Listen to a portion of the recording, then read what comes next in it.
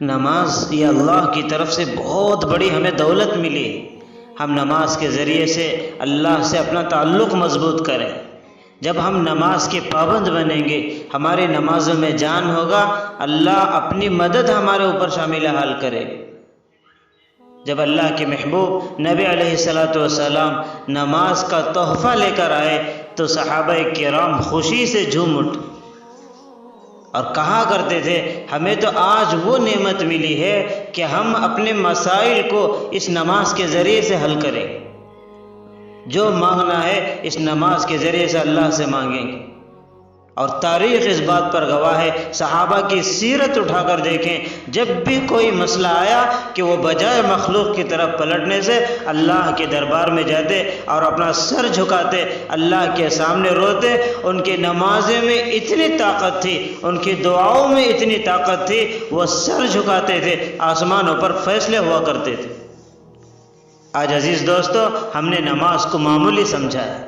نماز کے بغیر کوئی دین نہیں ہے، چاہے ہم کتنے اخلاق والے کیوں نہ ہو، کتنے کردار والے کیوں نہ ہو، ہم کتنے نیک اعمال کیوں نہ کریں، اگر زندگی میں نماز کی پابندی نہیں ہے، ہمارا کوئی عمل قابل قبول نہیں۔ یہ تو بنیاد اسلام کے ارکان میں سے ایک رکن ہے۔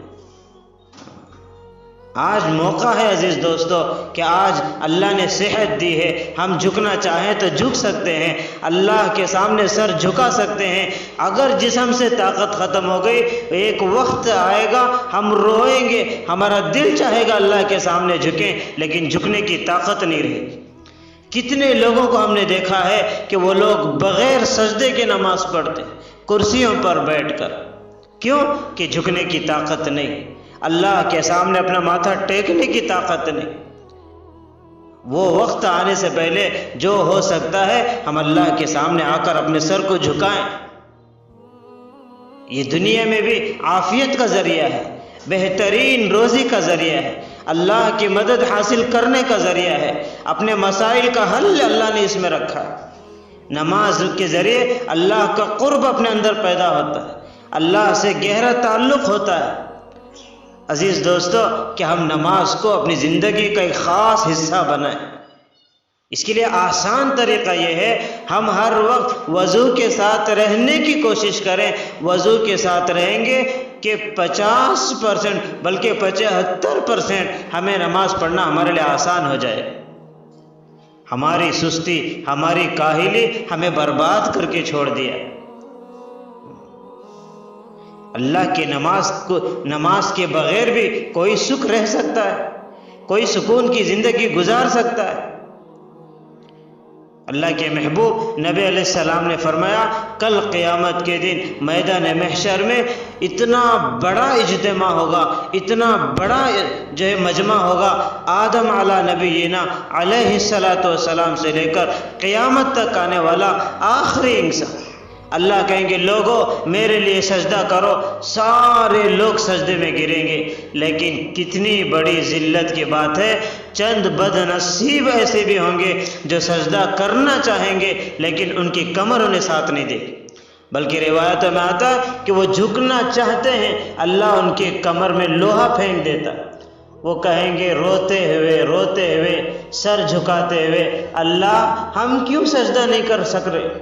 اللہ کہے گا، لوگوں تمہیں سجدہ کرنے کا موقع تھا، وقت تھا، جھک سکتے تھے، تم نے وہاں نہیں جھکا۔ جب ہم بلایا کرتے تھے تم وہاں پر نہیں آئے، یہاں کیا خاک سجدہ کرو۔ قیامت کے دن سب سے پہلا جو سوال ہوگا وہ نماز کے بارے میں۔ ان اول ما يحاسب به العبد يوم القیامت من عمله وصلاته۔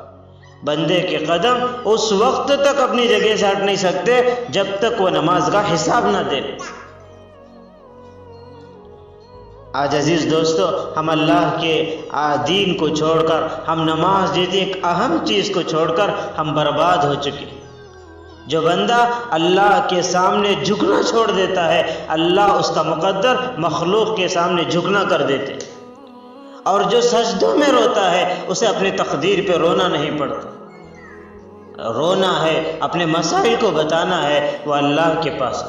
اللہ سمیع ہے اور ایسا سمیع ہے، ایسا سننے والا ہے، بندہ مکھی کے سر کے برابر اپنے آنکھوں میں آنسو نکالتا ہے، اللہ تعالیٰ عزیز دوستو اس کے مسائل کو حل کرتا ہے۔ عجیب ذات ہے اللہ کی، جتنی بار اللہ سے مانگتے جاؤ اللہ اتنا خوش ہوتے چلا جاتا ہے۔ مخلوق کا حال یہ ہے، ایک بار پوچھ دو ان کا چہرہ بگڑ جاتا ہے، نفرت کرنے لگتے ہیں، ہمارے سے دور بھاگنا چاہتے ہیں۔ اس لیے نماز کو اپنی زندگی کا ایک بڑا حصہ بنائیں۔ نماز کے بغیر کوئی زندگی نہیں ہوتی عزیز دوست۔ جو بندہ نماز پڑھتا ہے اللہ تعالیٰ اسے سب سے پہلے اس کی رزق کی تنگی کو دور کر دیتے، اور وہ تاریخ، وہ قبر کا گڑھا، وہ قبر کا عذاب جسے اللہ کے محبوب نے فرمایا میں اس سے خوفناک منظر کبھی نہیں دیکھا۔ اللہ نے ایسی قبر کو جو ہے ہمارے لیے کشادہ کر دے، قبر کے عذاب سے ہماری حفاظت کرے، اور کل قیامت کے دن جو ہماری زندگیوں کا پیپر آئے گا، نتیجہ آئے گا، کامیابی اور ناکامی کا پیغام سنایا جائے گا، انسانیت نظریں لگائی ہوگی آج میرے بارے میں کیا سنایا جائے گا، آج میرے بارے میں کیا فیصلہ ہوگا۔ اس وقت عزیز دوستو جو بندہ نمازی ہے، نماز کی پابندی کرتا ہے، اللہ اس کے دائیں ہاتھ میں نامہ اعمال دیتے، وہ خوشی کے ساتھ کہ زور زور سے چلاتے ہوئے مجمع کو دکھاتا ہے، لوگوں دیکھو کہ میرا اللہ نے مجھے کامیاب کر دیا، میں ہمیشہ کے لیے کامیاب ہو گیا۔ نماز بہت ضروری ہے عزیز دوست۔ جب تک امت نماز پر نہیں آتی اللہ کی مدد ہمیں حاصل نہیں ہو سکتی۔ نماز کے ذریعے سے ہم اللہ کی مدد حاصل کرنے کی کوشش کریں۔